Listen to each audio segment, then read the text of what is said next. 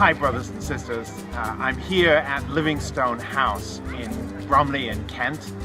The house behind me was built for the famous missionary and explorer David Livingstone, who spent most of his life in Africa. Unfortunately, he died there before he could come back to enjoy this place, which was designed for his retirement. For the last 30 years, it's been one of the most important buildings of our church here in the United Kingdom. It's been a place for many workshops, and today I had the opportunity to deliver the Sunday sermon to the members of this region. I chose as my topic, Sun Stands Still. What happens when we dare to ask God for the almost impossible? You know, the last 2 weeks while I was in Korea, I was frankly pretty challenged by the size of the goals and the expectations that I feel God has for our church and our community. And those of you who've heard me speak know that I feel we should have 500,000 members and 5,000 communities develop over the next 5 or 6 years. And a lot of people have challenged me and said, Mike, you must have lost your mind. We haven't grown like that in 20 or 30 years. But I've been studying the book of Joshua, and in that book, Joshua is continuously told by God to be strong and bold, to go out and win victory in the name of the Lord. And it doesn't always go well. Sometimes the people of Israel are really challenged by the opposition they received. And on one occasion, it looked as though they might lose the battle. And Joshua prayed that the sun would stand still in the sky so that the people of Israel would have enough light and enough time to fight the battle and to win. When I used this metaphor up in Alaska 2 or 3 weeks ago, people weren't impressed. They said, hey, the sun always stands still up here. But in most of the world, for the day to be lengthened is almost an impossible thing. But God made it happen.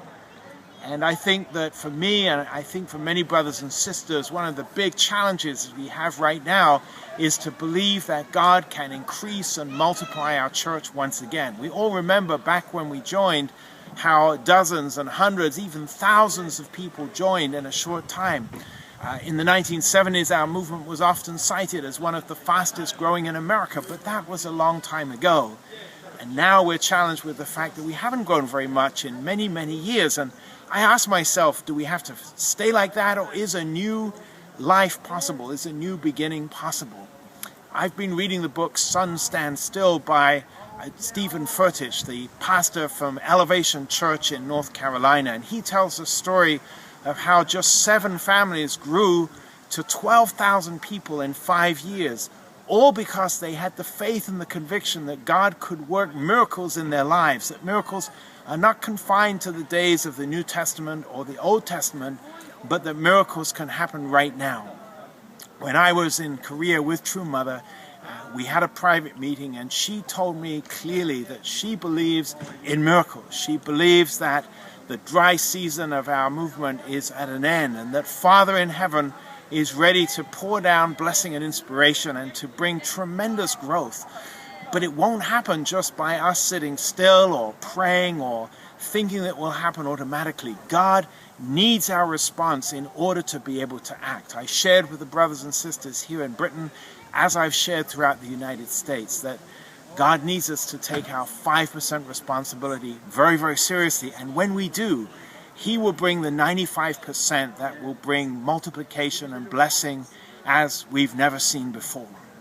I'm an American citizen now and proud of it, but every time I come to Britain, I try to remind myself of my roots of faith. I joined the Anglican Church when I was young. A few days ago, I went to Canterbury Cathedral, and as I walked around the cathedral and looked at the magnificent building and the glass, my mind went back to all the saints of English history, like Thomas à Becket and others who gave their lives for the sake of religious freedom. I thought about the King James Bible, that beautiful testament to the English language, and about the work in front of us to create an English version of True Father's speeches.